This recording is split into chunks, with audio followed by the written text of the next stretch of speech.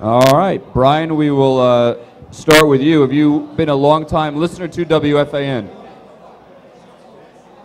Hang on one second.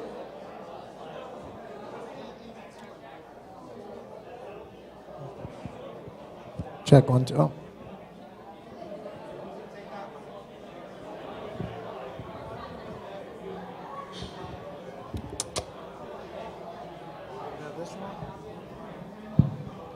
Sorry about that. It's all right. All right, again, have you been a long-time FAN listener?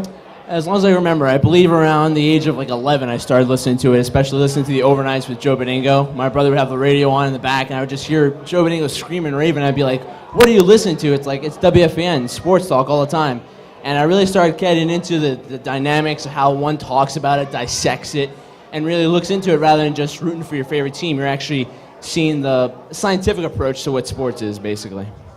And you, Chris? Well, I'll tell you what, growing up in Connecticut, being a battleground state between New York and Boston, my father growing up was a Red Sox fan. He was a Celtics fan, so WEEI was always on in the car. It wasn't until I got a little bit older when I started listening to Mike and the Mad Dog that I start really, turning it on more and more. So Mike and the Mad Dog were really my first experience, probably around the age of maybe 10 or 11 years old, so it's been great. All right, on the subject of history, WFAN next summer will be 25 years old. Now, I don't know how long you guys have been sports fans, but each one of you, give me what you think the top moment in New York sports is from the last 25 years.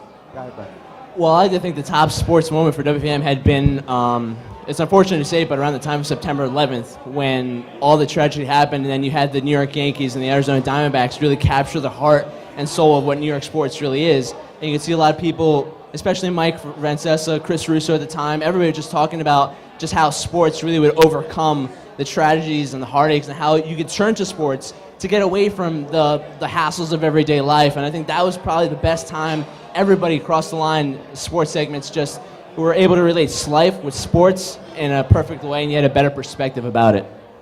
I agree with that, but I also think you have to go back a little bit further, maybe 1994. You're talking around the same time in the summer. You have the Knicks in the playoffs. They're going all the way to the NBA Finals. They get it to a Game 7 against Houston. You're talking about the NHL Finals finally for the Stanley Cup champion New York Rangers. That was such an emotional time, and I think a lot of people that whole summer kind of MSG, the Mecca for basketball. It's a great place for hockey. I really think 1994 was a great time for sports in New York. Do either of you guys call into WFAN? I definitely try to, but it seems to be always impossible to get that busy line there, and you can never really get in. I usually try on the overnights with Tony Page, but I'm still going to try even to this day. If I don't make it, I'm still going to be trying to call in. I've been on about 4 times. I got out. My one memory was probably Mike Francesa. I just graduated from Providence College, and it was probably maybe my end of my sophomore year when Tim Welsh took the job at Hofstra, a successful 1 month. And I think I remember I talked to him for maybe 2 minutes just because he wanted to know about the Providence team and everything what Tim Welsh had built there. So that was a great time, and it really wanted me to call more and more. All right, if you had to go to if each of you guys, one sporting event besides the Super Bowl, what sporting event would that be? I would probably say the Stanley Cup Finals. I'd go back to the year 2003 and go to Game 7 when it was the Anaheim Ducks against, at that time, the Anaheim Mighty Ducks against the New Jersey Devils. I would be there just because hockey has been one of my passions. I love it a lot. I follow the Devils. And just to feel the crowd, the atmosphere, something that was unexpected, I would probably go back to that time because it was just a moment I'd rather be a part of than watching it on TV. It would be a World Series for me, especially being a diehard Yankees fan. I regret so much never getting down there for all those championships they had before they left the old stadium. And so hopefully I'll be able to get down there, and I'd love to be able to see a World Series at the new stadium. Didn't get to go down in '09, but that would definitely be something I'd like to do. All right, let's hear from you guys. Bryan, your monologue is up first. You've got 2 minutes. You're on the clock. 877-337-6666. Bryan Burga here on the Fan. With the MLB trading deadline coming to a close, everybody's talking about what talent they might want to acquire, probably release for the right price. But to me, the thing you want to really do is to satisfy the current talent on your roster. And what I'm talking about as a Yankee fan is you want to make sure you please not Derek Jeter, but CC Sabathia. The reason why you want to do that is because there have been rumors going around that he's going to opt out of his contract and test the free agency market. And for the Yankee management, you can't let this happen for the pure fact that CC Sabathia has been a workhorse for your starting pitcher in rotation. I mean, he's pitching right now, but he's been winning. He's had the most wins of any starting pitcher in the league right now with 14, hopefully 15 now. In his last 4 starts, he's only given up 1 run in all those starts, and basically he helps the Yankees stop continuing losing streaks if they even get to that point. And more than that, too, when CC's on the mound, he constantly gives you 7, 8, 9 innings, which also, if you're a manager, you love because it helps your bullpen. You don't have to overuse them and overwork them for later games, whether it be a playoff series or just a regular series. Now, without CC, what do you have? I mean, you have A.J. Burnett, who's been a model of inconsistency for me since he's donned the pinstripes. You have Freddie Garcia, Bartolo Colon, who are fill-ins right now, but they're not the future of this team or starting rotation. The biggest question mark is Phil Hughes, though. He could be number 2 or number 3, but you're worried about that dead arm coming back. Is he going to go to the bullpen this season? Is his velocity going to stay consistent? And I know rumors are going about Ubaldo Jimenez, but if you're the Yankees, do you really want to give up your minor league talent for somebody who's been struggling? He's 5-8 right now. He's got an ERA of over 4. I mean, can you really be the solution rather to the problem? And basically, they're going to have to bite the bullet on this one. They're going to have to pay him the $26 million that he's looking for because, they can't afford not to do it.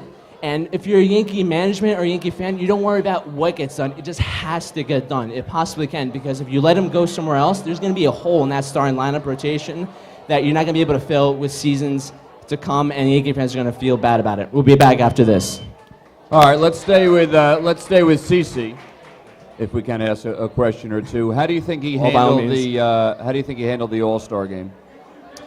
I think he handled the All-Star game as well as you could expect. I mean, the thing with me about the All-Star game is it's a game now that's kind of lost its luster.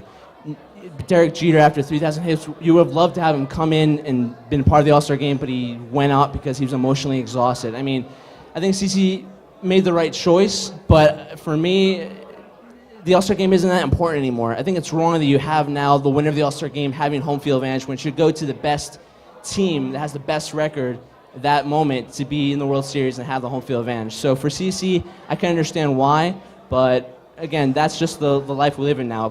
Players are more worried about the long run rather than the honor of actually being in an All-Star game. All right, so as good as a pitcher as CC is, and he's been fabulous, let's say he wins the Cy Young this year. Let's say as good a career as he's had, he wins 25, 26 games this year. Is he going to opt out?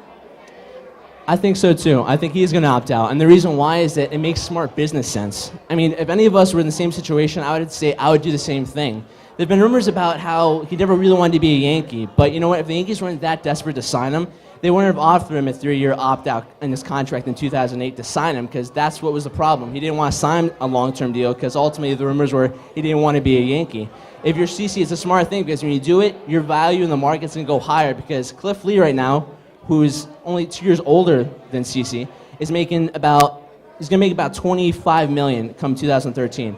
CC feels he's a 10 times better pitcher than Cliff Lee, and he's proven it right now with his record and how he's pitching. So he's going to want a lot more, and obviously the Yankees can pay for it, but they don't want to pay a 31-year-old to do it. All right, I'll feed the beast a little bit with the Devils. 9 coaches in the last, since 2005 for Lou Lamoriello. What's wrong with the Devils, and how bothered are you that Doc Emmerich's not doing Devil games on TV? Well, the Doc Emmerich thing, it kills me because I remember watching from 1995 to 2000, 2003. He's the voice of the Devils for me. But basically, with going back to the coaching, yeah, that's been, besides the first-round playoff exits, have been the biggest mistake the Devils have had. They've had the lack of consistency of leadership, not just with the C for the captain, but for head coach.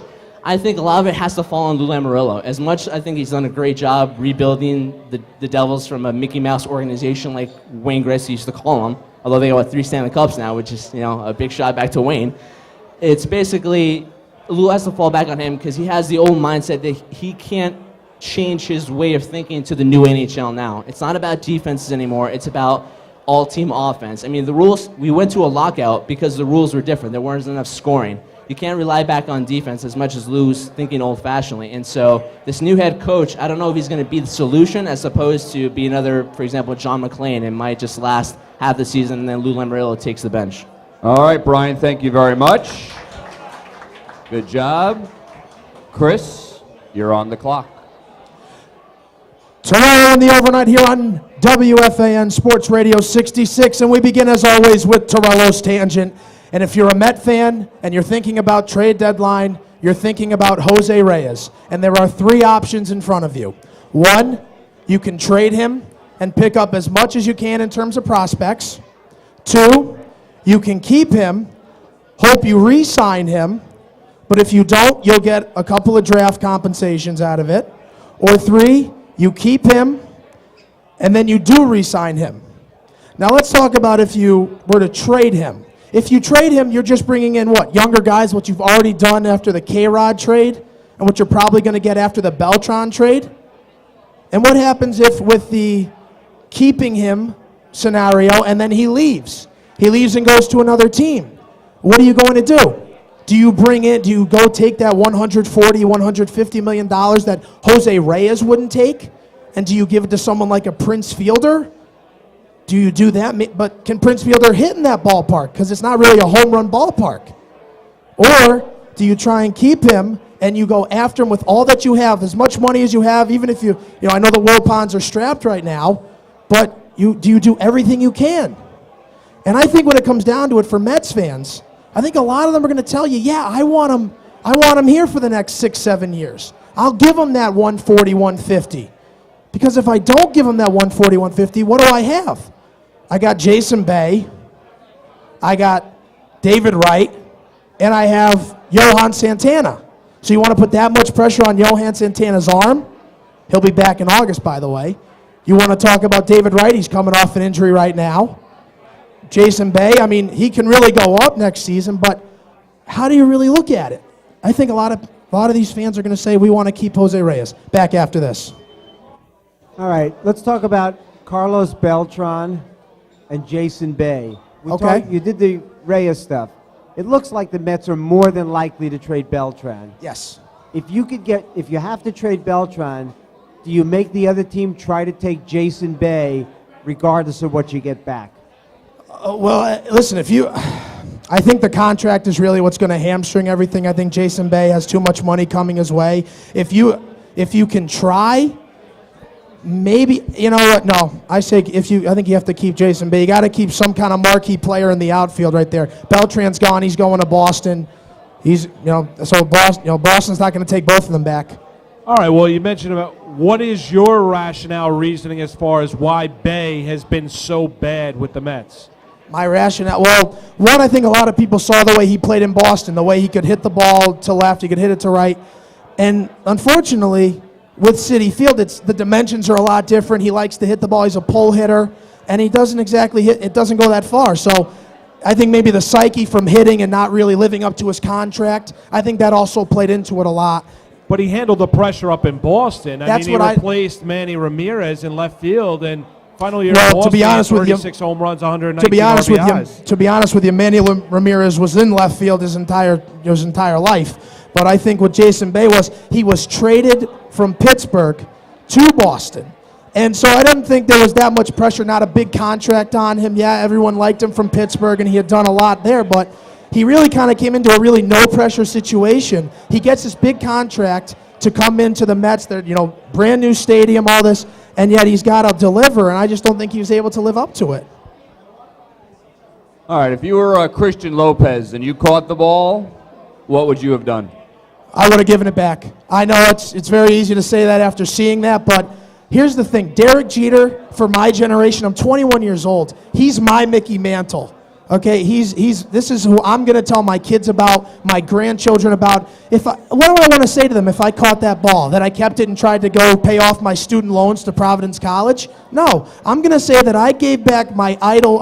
I gave the one thing that means so much to my idol after all the moments he's given me. Derek Jeter diving into the stands on July 1st, 2004 against the Red Sox and then leaving the game. And if you asked him, he wouldn't want to leave that game. He'd probably tell you he just had a little scratch above his eye. He wouldn't want to leave that game.